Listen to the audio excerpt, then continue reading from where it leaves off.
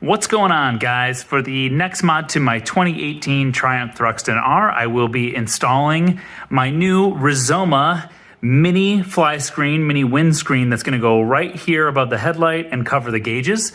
And what's cool about that is it's actually going to be matching my Rizoma cafe style slim minimalist front fender. It's that same aluminum metal there, and it'll bolt right up to the fork ears and should look really cool. You know, I'm not anticipating it offering a bunch of wind resistance or anything like that, but I think it's gonna kind of help to complete my little cafe look that I got here. So let's take a look at what we got. So here is the fly screen itself. So pretty simple. Just one nice piece of aluminum with the grommets to hold it in place. Set that off to the side. Got my instruction booklet. And the thing with this kit is that it's actually sold in two pieces. You need this, and then you also need the mounting brackets. And then these brackets look like they're what bolts right up to the fork ears, and then the screen is gonna hook up right there. So I gotta get these taken apart. That's gonna be the last piece to go on. And then those are gonna go on right here. So let's get those removed and fitted into place. All right, so the first step here is just to remove the fork ear. And if you guys look back at one of my previous videos, you'll see how I installed it, but it's just these two mounting bolts here, and then the one that goes into the headlight. So it looks like according to the Rizoma instructions, we just need to take that off. And this is the bracket. So this bracket is going to sit behind the fork ear, and this is what is actually going to hold up the fly screen once it's in place. So it's gonna look kind of like that behind. So let's get the fork ears taken out and the new brackets installed next. All right, so I've got the brackets removed and the headlight is down and out of the way. The next part is to actually fit the bracket into place. And they give you this spacer, and I was trying to figure out where this goes, but actually what this does is it goes on the back of this side here, because the metal actually bends out right here.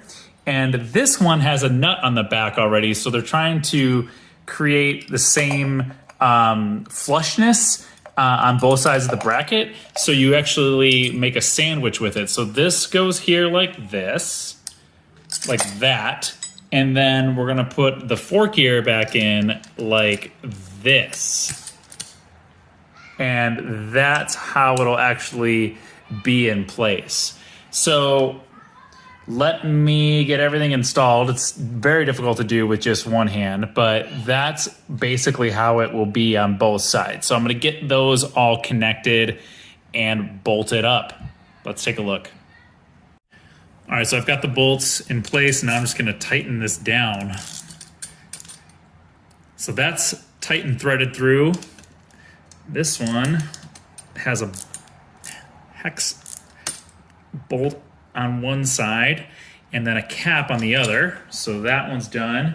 And then the inside of this one, there's actually a threaded nut that has to be then tightened down onto the welded nut.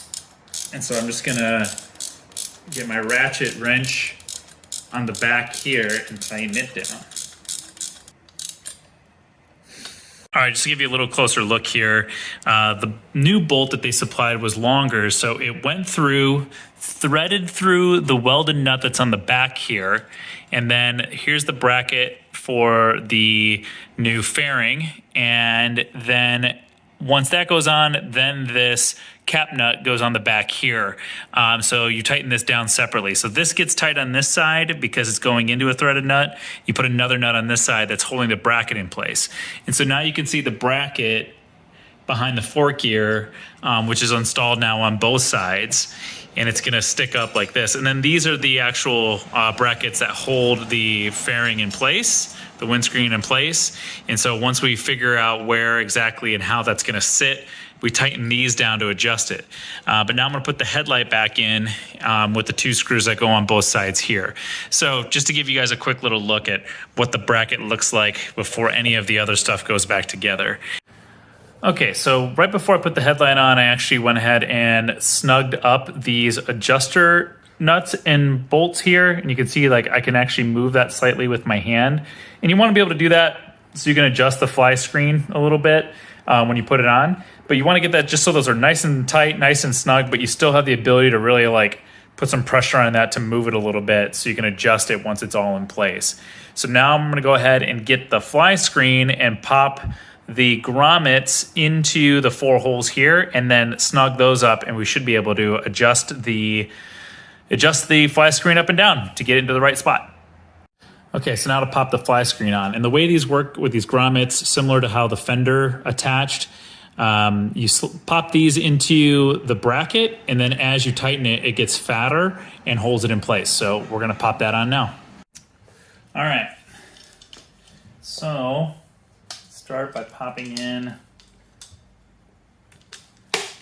boom, boom, and on this side, boom.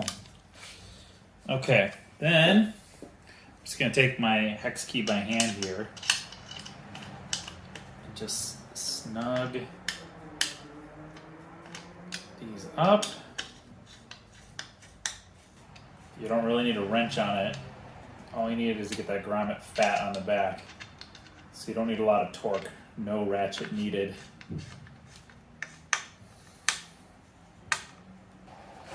Okay, now it's all in place, and we just want to adjust it to the way that we want it so it fits well. I'd imagine that we probably just, have it so it's barely touching the top and barely touching the bottom. All right, let's take a closer look. Very cool, very slick. So you can see the fly screen is just hovering over the rim of the headlight, not touching. And then the same thing up here. It's just got a little gap there on both clocks. It's just barely touching both those pieces. Obviously, things rattle and shake, and you don't want them to rub if you don't have to. But, again, that's why having these adjusters snug but not completely tight allows you to move this in and out this way, and then also twist it like that to keep it from touching those pieces. But I think the brackets are pretty cool too. Look, they just kind of float there underneath. They go underneath the gauges, between the gauges and the headlight, so they're not touching either. And I guess if you wanted to, you could just take this fly screen off if you didn't want to rock it for whatever reason. But I think it looks pretty cool the way it matches the fender. Now, I will tell you guys that my plan is to actually take these 2 pieces off, take them to a local painter, and get them painted the same color as my tank and my tail. So I've got the silver flake, silver flake, silver flake, and silver flake. I like the Rizoma aluminum look. It's cool, it's tinny, it's silver, but it'd be much better to have those actually painted. So I'm actually gonna get these taken off and painted in the next couple weeks, and I'll post a video about that too. But for now, we'll call the Rizoma front fairing, front fly screen project complete.